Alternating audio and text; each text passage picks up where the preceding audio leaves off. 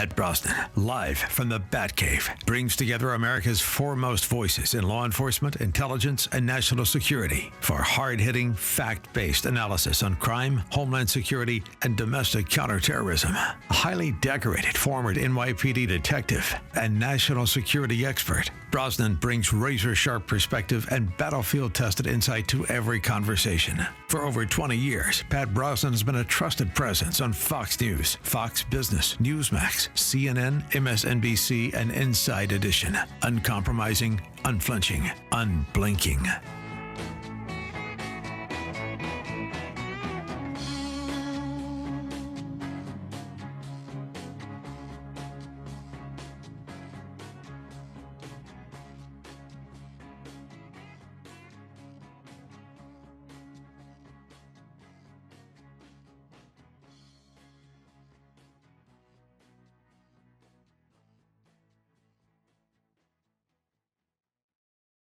In today's world, risk doesn't announce itself. It hides in plain sight. That's where Brosnan Consulting Services comes in. Founded by industry veteran Patrick J. Brosnan, we provide risk advisory and protective intelligence solutions for individuals, corporations, and institutions that can't afford uncertainty. From due diligence and investigative consulting to strategic intelligence and protection planning, we help you see threats before they become problems. When experience matters and discretion is essential, trust Brosnan Consulting Services. Visit brosnaninvestigative.com to learn more. There are men who study intelligence, and there are men who run it. For more than 3 decades, Jack Devine operated in the shadows at the highest levels of the Central Intelligence Agency, directing covert operations, managing assets across continents, and briefing presidents when the world stood on the edge. From Cold War deception to modern terrorism, from Chile to the collapse of the Soviet Union, he didn't watch history unfold. He helped shape it. This is what real intelligence leadership sounds like.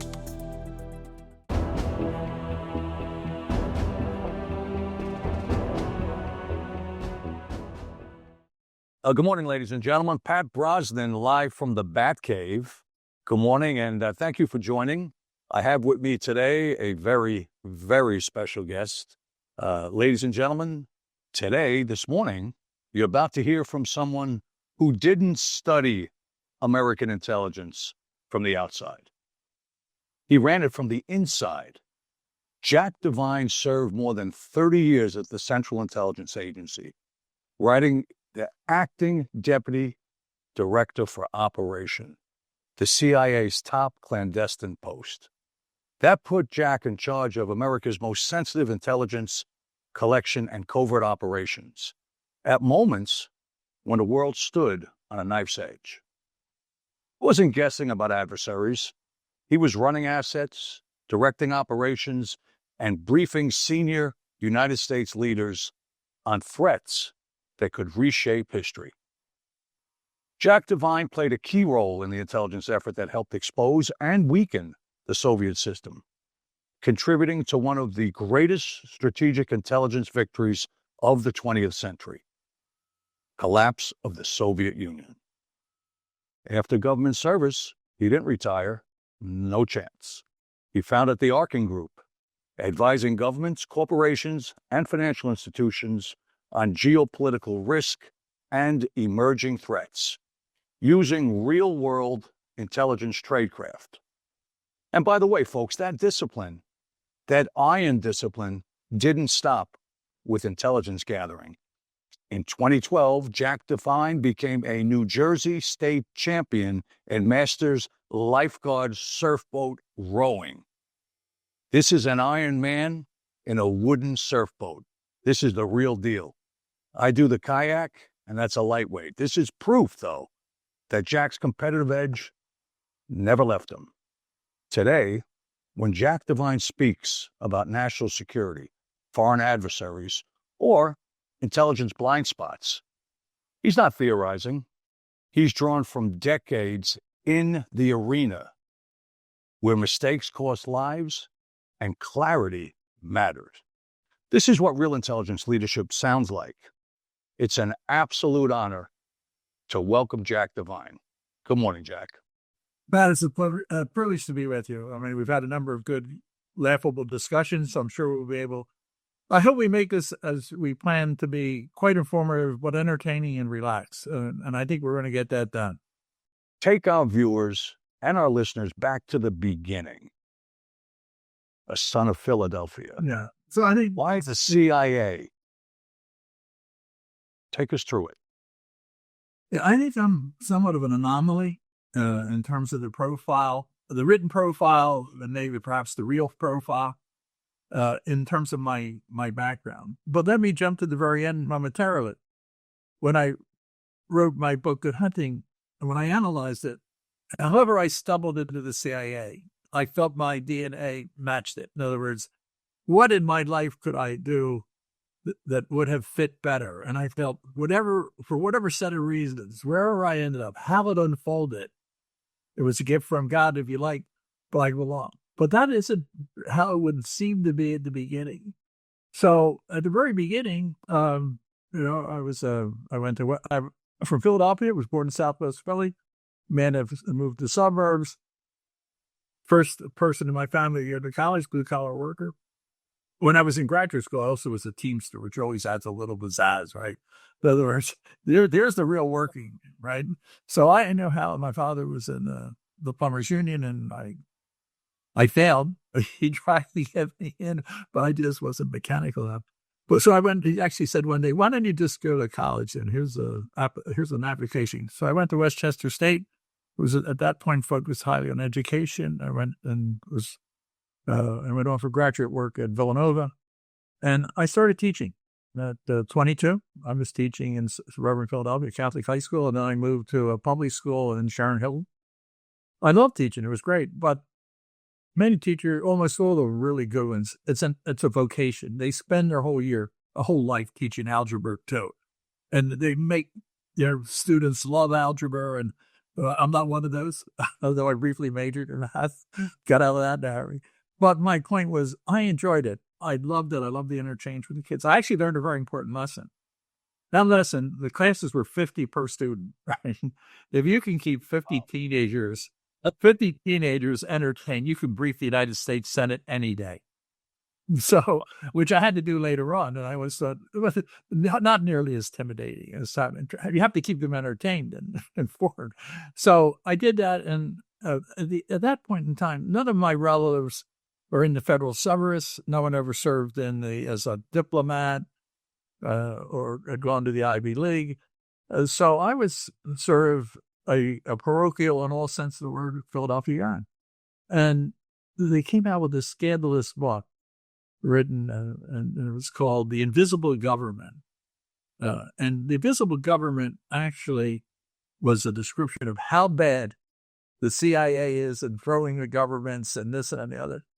And I read it and I said, wow, what an interesting career. I have a degree in political science and international. What should I do? So I sent a letter to the CIA, and nothing happened. And it came back and it said, go to 12th and Chestnut Street. Knock 3 times at the door. It wasn't, but it was like that. You go up the steps, and there was a guy that I thought, there's a guy that looks like a spy. He had if you ever remember, there's Glenn had the weave suits of green, and he had a pipe and his hair stuck back. I thought, God, that looks like the director. So somehow I moved on to the next step. And before I knew it, I was in Washington and being polygraphed and tested then and trained and on began the career. If I fast forward to the end, you may find this quite interesting, actually. The agency wanted me to do a verbal history of the many events that are now public. And they said, listen, as a tease, guess what? We have the letter you wrote to the CIA back in 1967. So they handed it to them, and I looked at it. My God, this guy can hardly write. Why would I hire this guy? They didn't have you get a letter from a kid today. It's like, you got philosophy and everything. Like, wow, I don't know how I got by that one. But I must have hammered it at 12th and Chestnut. So they said, well, we have that letter too. And I said, well, this is going to do it. And I said, well, this guy has what it takes to be it's not bad. not we think we'll move them on. Let's see how it pans out. So my balloon was totally busted, but I'm kidding. But somehow, as I recant this with you, I really feel I belonged, and we can get into that as we go forward. But that first step was just fortuitous, out of the blue. It changed my entire life. You know, Jack, Americans, they picture from the TV and from the movies, right? Bigger than life, CIA officers, modern day James Bonds. When in reality, they're regular Americans who go to church, they go to the dry cleaner, they clip coupons. Why is that misconception so persistent? Well, I think it begins with Ian Fleming and the James Bond scenario. And the supplement is Le Carre's books, the Cold War books, and all the Tinker Tailor's Spy, The Spy Who Came Here. Well, President Kennedy loved the Ian Fleming book. Someday I'll explain how that impacted on the Bay of Pigs. So there's a mystique about it. I was always incensed that, look, I'm a professional. I don't run around. I write reports and a this and a that. And for years I said, oh, no, that's not us. We're just regular bureaucrats. And then I realized, what the hell are you doing, Jack? You're telling people you don't look like James Bond. You're not as dynamic, not as interesting. You can't save the world. Say, why are you going around arguing that? They think the CIA's all powerful. So I changed my song. I said, well, it's not quite like that, But there are two aspects of the intelligence business. One is the Le Carre part where you meet spies, you run spies, and there's the dark side where the spies penetrate your service. And as I mentioned, I knew the spy, the American who worked for the Russians and penetrated the agency as a mole hunting. So that has a lot of interest in Hollywood. And then there's the action part, where James Bond is blowing up things. And that got me into the war, Charlie Wilson's war. Misnomer, by the way, it wasn't Charlie's, as interesting as he was, and he was important, but it wasn't his war. In the middle of the Iran-Contra affair, the government of Chile being overthrown, running down an Escobar, all of those things are the action part. So there is a lot of action, but that's 30 years, right? So there are days where you're writing reports, you're worried about personnel, staff. If the further up you go, the more time you have to deal with what I would call personnel issues, right? And you think you'd get away from it. And one of the things I kept looking for is what level, but I want to stop on this one. What level do you start to get strategic in your thinking? When is it that you're no longer James Bond running around and thinking about how you run big programs and big intelligence efforts? I have an answer for that. Well, it's absolutely amazing. Folks, we're coming up hard on a break. Jack, put a pin in it. This is amazing stuff. Ladies and gentlemen, Pat Brosnan, live from the Batcave here this morning with none other than Jack Devine. We'll be right back, folks. Stay tuned. When the storm hits or when your trees need serious care, you call O'Sullivan Tree Care. O'Sullivan Tree Care is a fully licensed and insured family-owned company proudly serving Rockland County, Westchester County, and New Jersey. Their experienced team handles it all: tree removals, precision pruning, stump grinding, crane work, and emergency storm cleanup. Fast, safe, and professional. When severe weather strikes, O'Sullivan Tree Care responds when it matters most, clearing dangerous trees, restoring access, and protecting homes and properties. They also supply high-quality mulch and screen topsoil available for pickup or delivery. You call, they haul. What sets O'Sullivan Tree Care apart is reliability under pressure. When others step back, their crew steps forward. Experienced, equipped, and ready to work in the toughest conditions. So whether you're dealing with storm damage, downed trees, or routine property maintenance, make the call to the team you can trust. O'Sullivan Tree Care, 845-359-8733. That's 845-359-8733. O'Sullivan Tree Care, where quality meets reliability and the job gets done right.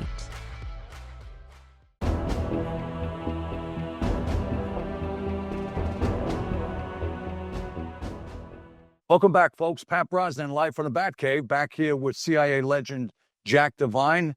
We were just discussing the reality of the CIA and the myth, which is really bigger than life, with James Bond and Ian Fleming and so forth. But Jack, your life reads like a movie. Working in more than 70 countries across 3 decades. Involved in virtually every single major intelligence chapter of the era. And even a dinner, I'm advised, with Sean Connery in the Bahamas. Reflecting on your humble roots as a son of Philly, do you ever stop and say, how did I ever end up here? It really is amazing. Not every day, but as I said, there is something there's a destiny in a lot of folks' life. Okay, often is the road you didn't take, and then you survey or find people are disenchanted with what they're doing. But you're very lucky if you get the one where there is a destiny. It is really what you should do. Now, I'm not sure if every one of my supervisors felt the same way, but I did have numerous mentors. In fact, when I went back and when I was writing the book, I realized, of course, I always say goodbye, thank you for your help. But that wasn't enough. I should have knelt down and kissed their hand, because they put up with me and moved me on to more challenging, and it wasn't as though it was designed, but it was a generation of people that weren't afraid to mentor other people. So I would call them, and many of them were still alive when I wrote the book. And I called them, and it was terrific how they responded. But I called one guy who helped me when I was handling the Iran-Contra affair. And this was when they were selling missiles trading missiles for hostages. And I took a strong position on this, that I thought this was not good because of the person that they were using. I polygraphed the guy and found out what we'd already known, that he was a liar. And as a consequence, I was cut out for a while. They turned it over to someone else. And then when they started flying the flights with Ollie North, they brought me back in to organize them. But I had a deputy at the time, and the deputy came to me at the very beginning and said, Jack, you got to watch this guy. We've got a file. So when the director called me out with a group of people, I already knew where we were. So I called him. When he retired, he went out to Iowa to be a farmer. A lot of people do as far away as they can. They loved it, but they just want to go back to their roots, right? So I go to Ocean City and Rao. But my point was, I heard his wife say, Jack Devine's on the phone. And I heard a sigh like, oh. I know what he was thinking. Here's Jack, and he's telling me we're about to be investigated by somebody, that I was bringing bad news. And I said, Claude, all I want to say to you is, by setting me right on the beginning, you made it possible to really get a better job done. So as we go through life in the business, it's those types of personal interchanges. It's very human in this regard. It's the people part of it. In fact, if you go to Le Carré, it's all about the people. And as you were saying at the very beginning, the psychology of people. And I do want to come back to the strategic versus tactical at some point. But yeah. Well, just tying together that you turn to the past to understand the future, right? And in some senses to understand the present. Early in your career, Jack, what surprised you most about how real threats actually form? And what do everyday Americans still get wrong about where the danger really comes from? No one has ever asked me that question, Todd.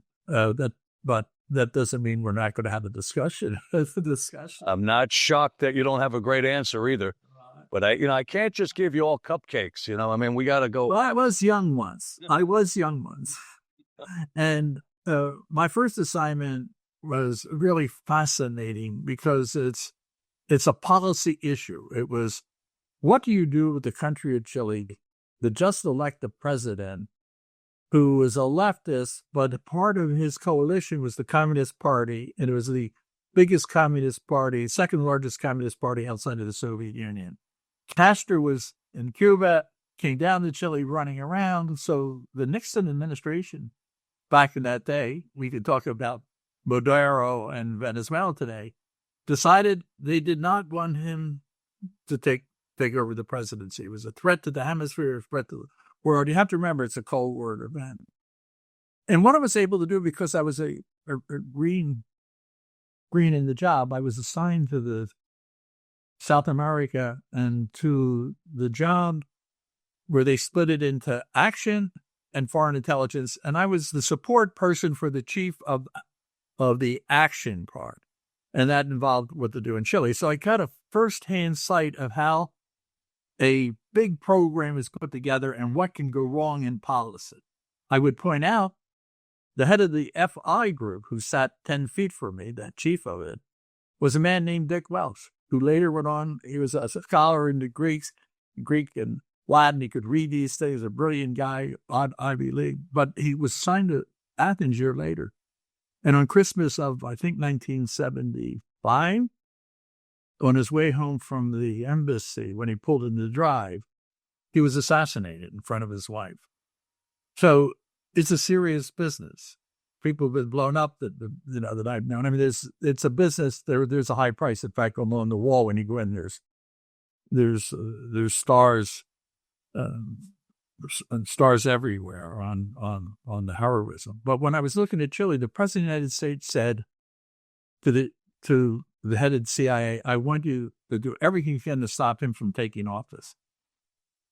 And what I saw was what goes wrong when you don't do things properly, when you don't do the planning and the plumbing. In both books, I go into when do you do covert action and how do you do that. Not going to get in and bore everybody here. But the chief of station was an old-timer who left over from World War II, who was debriefing the Nazis and very well-known, a very distinguished guy. He wrote back, "We can't do it. There's not enough time. There's not enough support. It's going to lead to bloodshed, and this we should take a pass on it and go for a longer game." And he got a message saying, "Give it the old college try. And if you can't do it, there's someone standing beside me who has a ticket. Will be down to take care of it." Well, what happened? Again, I don't want to get into the weeds. This could be an hour discussion. It was a badly flawed attempt to stop him. And this is where the movie and history gets it wrong. It failed. Before we could put something together, there was a wayward colonel who tried to kidnap the commander-in-chief of the armed forces, and in the process of it, they assassinated him. On that day, the entire country was repulsed and fell behind Allende, and he took office. That was a failed effort, and I could see that. You said, what are the lessons you learned? My book is full of lessons. In fact, each chapter is a lesson in it.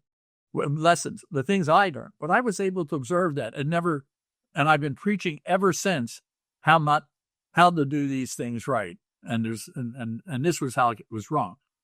After that happened, we were told, do not do anything to do coup plotting. But a couple of years later, the military overthrew Allende. I was there. My wife got the first report of it. My asset knew ahead of time, 3 days ahead of time. This isn't a public record. It's in the investigations in the Senate and all this. And he came to her and he said, you got to get a hold of Jack because I'm heading for the airport and getting out of here. But 3 days, there's a coup and they're going to overthrow the government. But there's a whole different process of learning how you do things.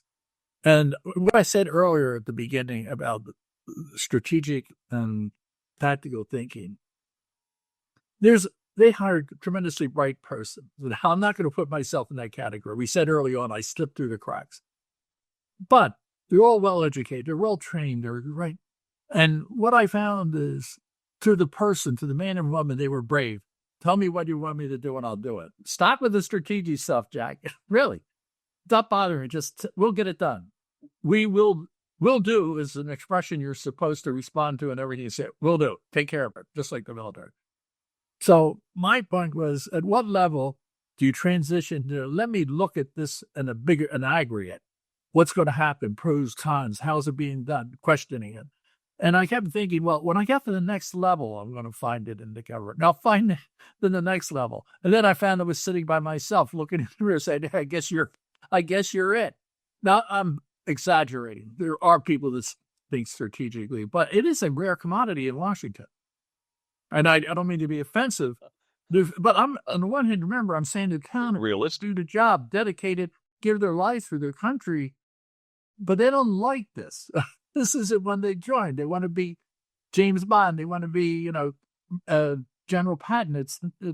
General Patton was quite strategic. I'll point that out. So what I'm saying is, what do you learn? And I think the lessons, you have to learn from history over and over again. Totally agree. That's where the answers are.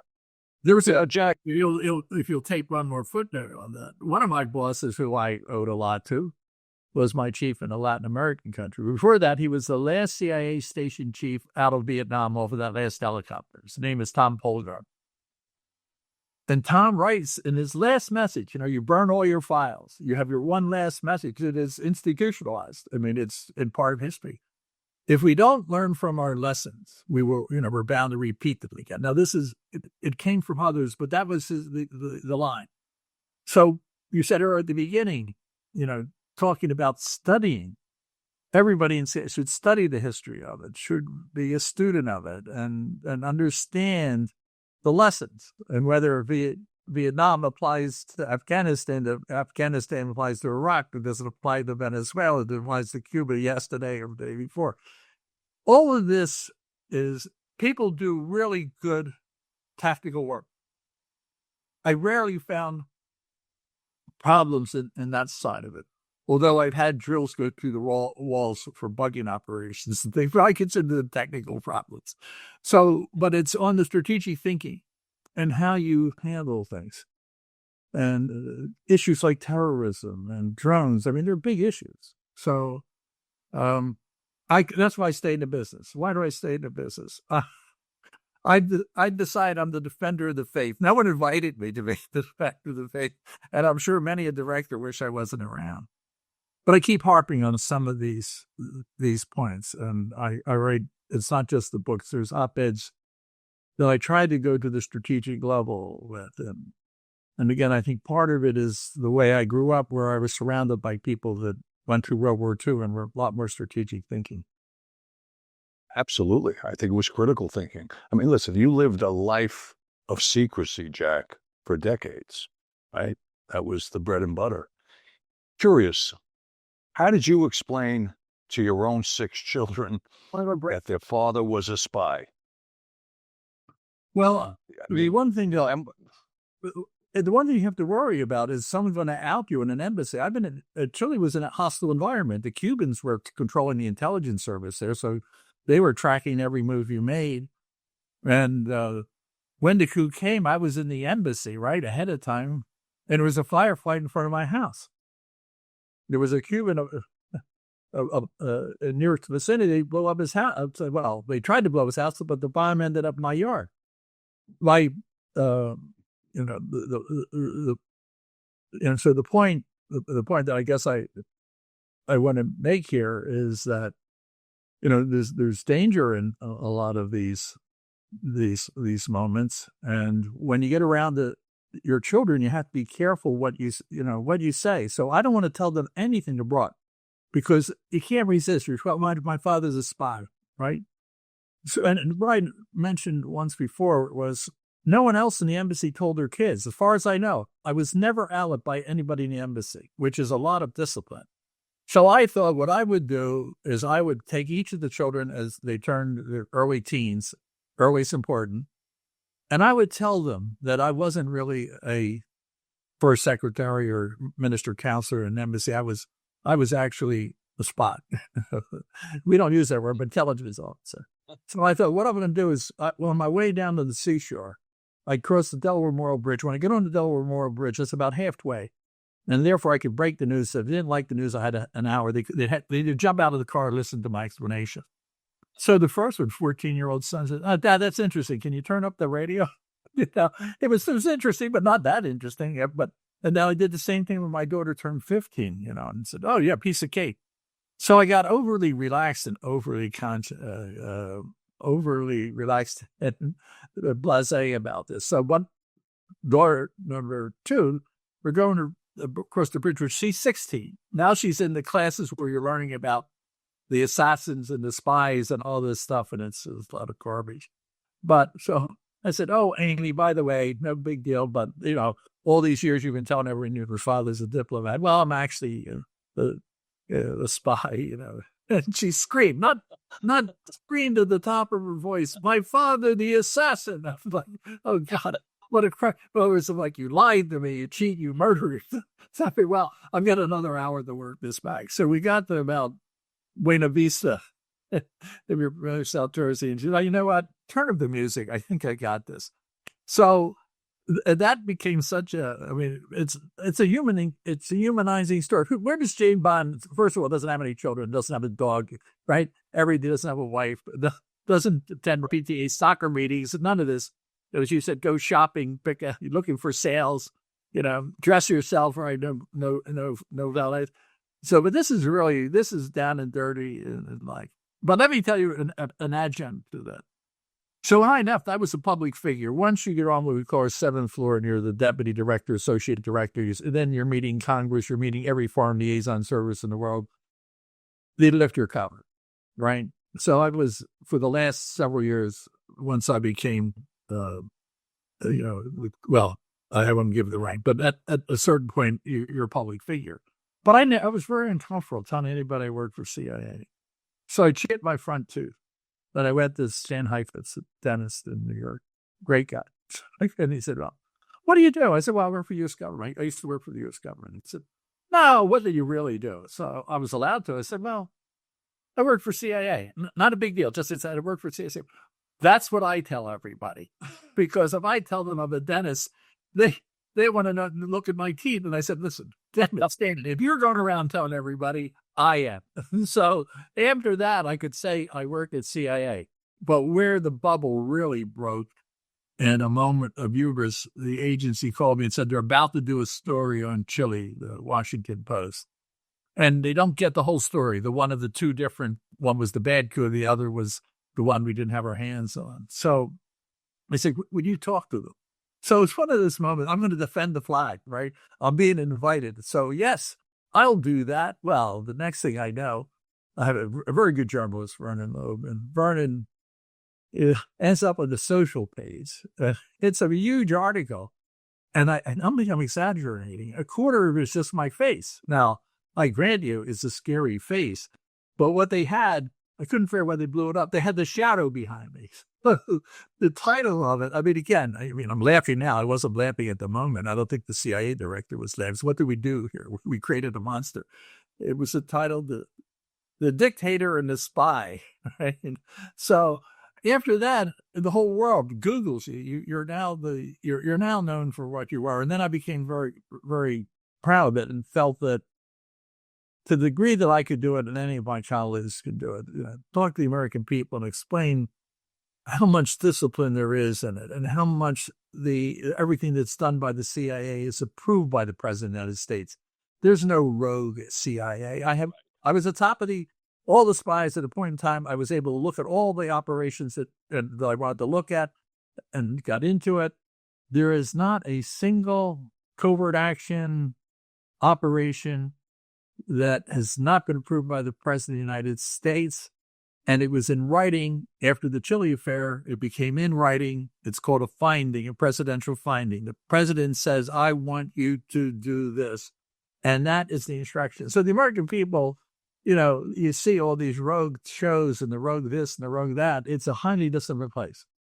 It broke down for a moment in time, but it wasn't the institution. A couple of our officers in the middle of the Iran-Contra affair decided for the higher good of the country, they needed to take money from the missiles and divert it into Central America. It was a crime. Let's put a pin in on that because I want to discuss that. We're going to pardon the break.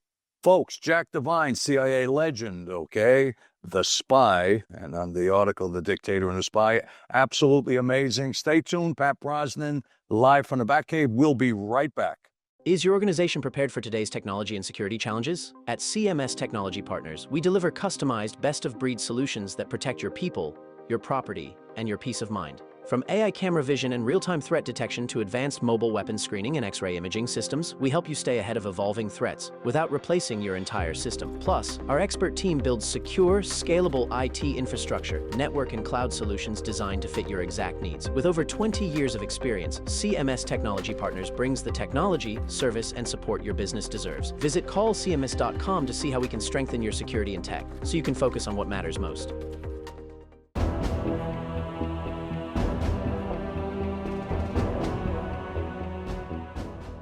We're back with CIA legend Jack Devine. We were just in the middle of discussion, and I'm going to come back to Jack on that point, and I think it's critical where we stand on that. Go ahead, Jack. Good morning. The point that we were ending up on was which point were we most interested in? What point do you want me to touch on, Todd? That I thought I was wrapping up on the covert action. There's no wrapping up with Irishmen. Let's be crystal clear. Everything is part of the upcoming chapter. But all kidding aside, absolutely fascinating and great stuff. For a long time, okay, Americans have believed that terrorism, switching gears here, was something that happened overseas. When did intelligence professionals realize it was only a matter of time before the chickens came home to roost and they came home to the homeland? When was that moment? I think I can date it with my own experience. People have forgotten that the 70s were ripe with terrorism. All through Latin America, the ambassador was assassinated, leftist groups, Cuba around the world generating problems. Not the day of the Condor. There was the Carlos, the Jackal, right? In other words, terrorism and terrorist groups.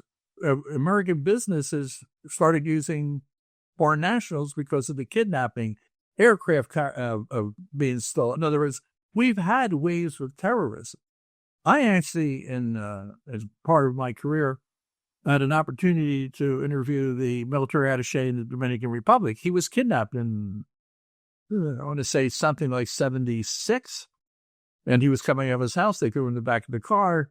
They clicked a couple rounds at his head, and I, one of the fascinating things he told me, he said, when I came out of my house, I could feel something. And lo and behold, they were surveilling him. And I tell people in training, I said, look, when you're on one of these, you feel something, that's your inner ear. You just move. Don't try and figure it out. But, I told you the assassination of Dick, of Dick Welch. So Munich, you just go, the world had it, and then it sort of petered out, if you will. But what we fell asleep on, terrorism was functioning at the local level, and then when did it start to surface? Again, and at the time I was in the European office, and Bin Laden put out a fatwa announcing that he was going to attack the U.S. He was going after the U.S. and saying it was a religious thing to do. I remember seeing it, and I thought, we're turning something's wrong. I don't know this guy, Bin Laden. And he actually worked in Afghanistan when I was supporting the Mujahideen, but he was not part of the Mujahideen, and he was supported by an Arab country, right? So I take no responsibility for him. And so I asked the chief that was out there, I said, look, you ever hear this guy? I said, I was in a couple of skirmishes, but no big deal. So he wasn't really well known. And then, if you remember, there was the Cole, the aircraft carrier that was attacked, right? So in the 90s, look, I'm very fond. I had to be careful with CIA. You got to say I'm fond of the FBI. I'm fond of the NYPD. Touche. I personally had very good relationships with the Bureau over the years, okay? And although I will tell you about a conference we had that points to the difference between us. But I think the U.S. made a mistake. It decided that terrorism and the first blow, right, let's take the call, was a law enforcement issue. In other words, that you need to get the terrorists, arrest them, bring them to the Southern District, prosecute them, put them in jail, right? That is a terrible idea. That isn't what you have to do with terrorism. So once 9/11 came, the ball switched back to intelligence, going after them and destroying them. There's no courts and arresting them. It's warfare. So I think that was a mistake, but I would say, please remember, terrorism is as old as man, Cain and Abel, if you will. But it comes in spurts in the intelligence world, terrorism. And every war is preceded part of it.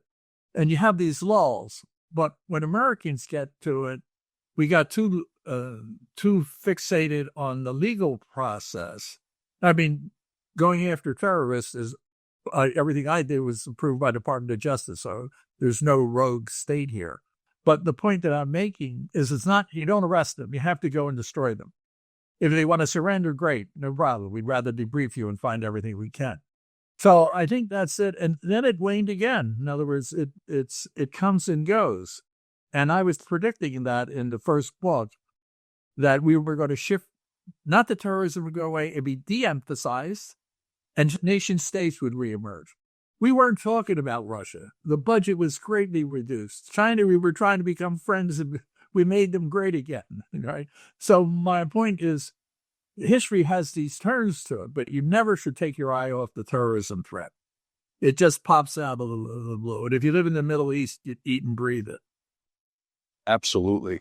I mean, in today's threat environment, where it's everything, everywhere, all the time, right? You don't know exactly where it's coming from. There are lone wolf actors. There's children in their mother's basement, mesmerized by a screen, involved in deep chat rooms where they get, indoctrinated and intoxicated, and they go forward and commit these acts, whether they're grievance-based, whether ideologically based. I mean, in that threat environment, Jack, to you, with your fantastic and deep history of terrorism and the reality of the value of intelligence, what is it that worries you most, keeps you up at night, in terms of the single biggest blind spot in our counterterrorism defense? I don't know if there is a blind spot. It just doesn't mean because you can see you're not blind to any particular area, you can't be taken by surprise. But I did write an op-ed on the October 7th attack on Israel and Hamas. And I said there's some lessons in it. Again, I wasn't invited to write the lessons by either the Israelis or the Americans. But what I said is, and most failures are rooted in what we call conventional wisdom. That is, you and 5 of our friends are sitting around the table in Washington and say, well, we think this is what Russia's going to do. We think this is what China's going to do. You better get out there and be on the ground, right? So I think Israel was brilliant against the Iranians and Hezbollah. And I mean, they have it covered. I mean, that wasn't something put together overnight. But I think the Hamas, they thought they were in a different place, that they were tamed, if you will. And the Hamas was not using any technical communications. So the Israelis had it covered 9 ways to Sunday, but they couldn't see it coming because conventional wisdom, everybody said that, right? Now, they quickly adjusted, but it still took a year or more to get to it. So conventional wisdom is the blind spot. This will never happen by a terrorist event. This isn't going to happen. It's not practical. You know why? Because if they do it, this will happen and that'll happen. Never happen. And next thing you know, it hits you in the face. So it isn't so much that you're blind. And I worry about AI, and I know you know this quite well in your current existent life. And that is AI. If I want to build something, AI is a phenomenal thing. It's a great device, but it's not the fount of all wisdom, but it is conventional wisdom on steroids. What it is doing is aggregating in the aggregate the best opinions on anything, right? But just because the Washington Post says something and the New York Times say the same thing, they're beating the same drum, right? It's not like it's like, okay, everyone, you will agree, right? And this is why I'm in the business of going to ground sources. And I think it's actually not very common in the business. I mean, I think people are relying more and more. And I have, let me put this, I know a lot of people in the financial industry because they turn to us for information about companies that they're interested in, companies are enemies of them. But there's a tremendous reliance and investment on AI. And I said, God bless you, good luck. But you better know what the Chinese are really going to do with trade and how they're handling and undermining your company. You need ground truth. So I would say there's another blind spot, and I think human intelligence buys, but that's a too dark of a word. Just getting damn good information abroad. Businessmen are in the intelligence business. You hung out with, they're all in the intelligence business. So it's how do you organize it? And a lot of it today is overly technical. I'm not disputing that you need to press ahead, full steam ahead on technology. But you live in the classic mistake is the Hamas mistake. We made them over and over again in our history. And it's rooted, I'm convinced, in conventional wisdom. And AI is conventional wisdom. Well stated. Conventional wisdom on steroids. I concur. And while on technology, how worried are you about drones, Jack?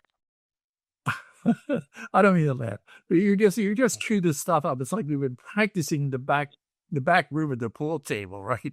So I actually had the first drone. I had it at 85. It was about 8 feet long. And it was going to be loaded with explosives and blown into a military base, right? They took me to this site. And I said, oh, this looks great. Let's get this done. And so the lawyers called, no, you can't do that. You can't do that. That's assassination. I thought, no, I guess he has a point. So I stopped. And then you fast forward, that's 85. So the American military did not want drums in its inventory. Okay. And then Jim Woolsey, who was the director of CIA, made a trip to Israel and saw this drone. And he brought it back into the DCI's budget and put the first drones in, and they were used for surveillance. Right. And then when the terrorism started, someone said, well, why don't we put some Hellfire missiles on them, right? And somehow that no longer is assassination. So, I'm just saying time changes perspective, but I believe the drones changed history when they started that firing, but it was in terrorism. When you look at the ground war, I hope your listeners are paying attention to this in their readings, and that is, the fighting in Ukraine and Russia, where are the tanks? Where are the airplanes? It's a drone war and soldiers on the ground. And today, the statistics are 1.2 million troops have been killed or injured in the struggle. So drones, and the best drone users are the Ukrainians. The Russians had to play catch up. And I remember in Economist magazine, the cover once was like Hitchcock's movie, The Birds, the sky full of them.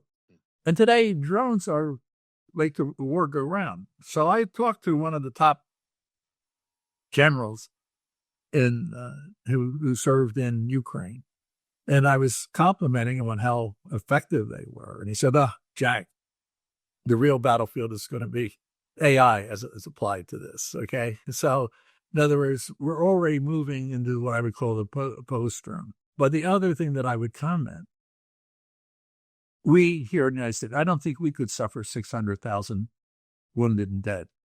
I don't see what war we would be able to conduct that way. I think future wars, and I don't mean, next century. I'm talking, next 10 years.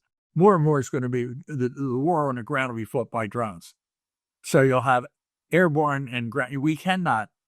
If you look at the videos of the battlefield, they have them to music. I mean, it's like bizarre. It's like you're watching a game, and whether you're Russian or Ukrainian, you see guys trying to bat them down with a stick, jumping behind this, having a cup of tea, and all of a sudden it's a different kind of war. I don't think people understand that.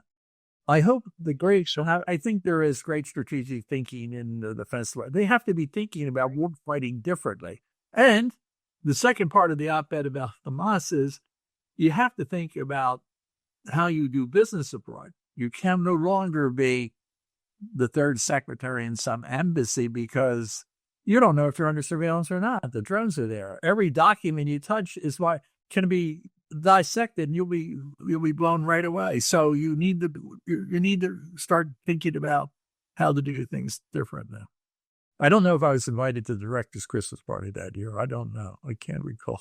But my point is, the world's changing. The intelligence world's changing, and it's changing in technology. But don't abandon some of the old stuff. You'll suffer badly if you don't have human relationships. All right. Absolutely. Go your pack because we're almost out of time. Absolutely. We're coming up. We're coming up on a break, folks.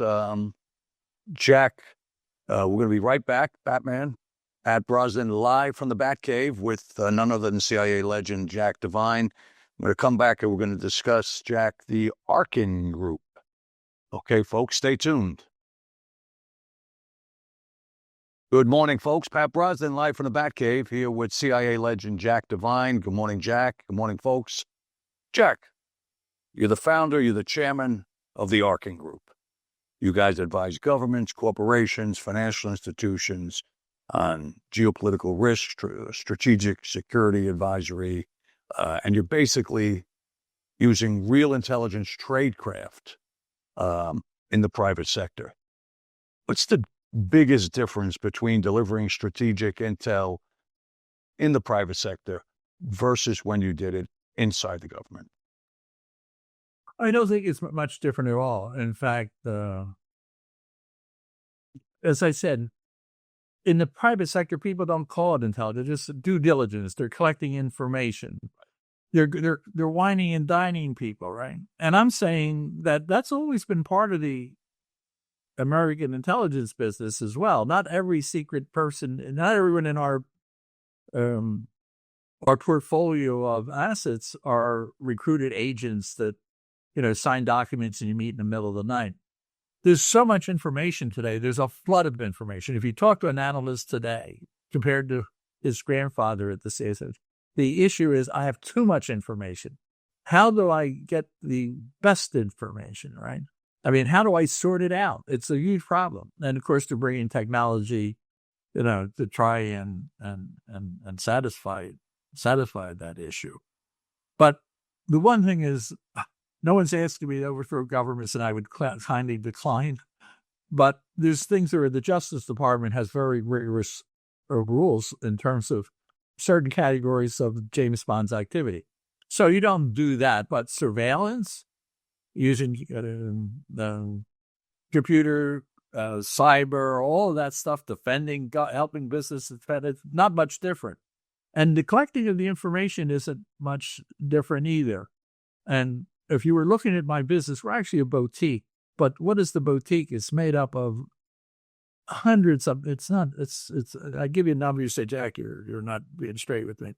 But over 20 years, I have a huge network of people around the world that work as a subcontractors for me in all types of places. And the world is full of people that want to do this. What you need to do is have the tradecraft part. Who are the best? How do you know you're telling the truth? How do you vet it? How do you manage them? How do you find them? So I've done that, and that's what I'm really selling. So if you call me and say, listen, Jack, I need an answer about Singapore or Bolivia, or almost any area, I can get there. And it's the networking concept. It's not that someone's sitting in an office waiting for the call. Now, I have maybe 20 or 30 what I would call principles that cover certain parts of the world, and I've been doing it for 15. You start out, it takes a while to build it up. So what is my business? It's information, and then providing support contract work. And that is, okay, we need a security plan of our building. We need a team to provide security in the field because we're going to Israel. In other words, I provide a lot of services, some of them that you're intimately familiar with, but on a smaller scale. Someone's going to Mexico and they need a team, and that's something I handle every day. But what's the differential is very few people have a network of sources around the world that can talk about every country and have sources. They don't know I'm the one asking, or they would never answer. Or if I need questions about China or Iran or South Africa or Bolivia, this is set up so that there's a system where I am the benefactor of it. And then we bring really, a dozen really smart people that then handle that. And we deal with a very sophisticated client by and large. Thank you again. This was humbling and informing and amazing for our listeners and viewers. Folks, CIA legend, bears no introduction, Jack Devine. Thank you, Jack. Really. You promise. Thank you, folks. Fun. It was great fun, it's a promise. Absolutely. And we will do it again. Thank you, folks. Have a great day. And anybody who's tuned in late or didn't catch the whole show, you can grab us on our global podcast on Spotify, Rumble, YouTube channel, or any of the major channels. Have a great weekend, folks. And thank you. And thank you again, Jack. Goodbye now.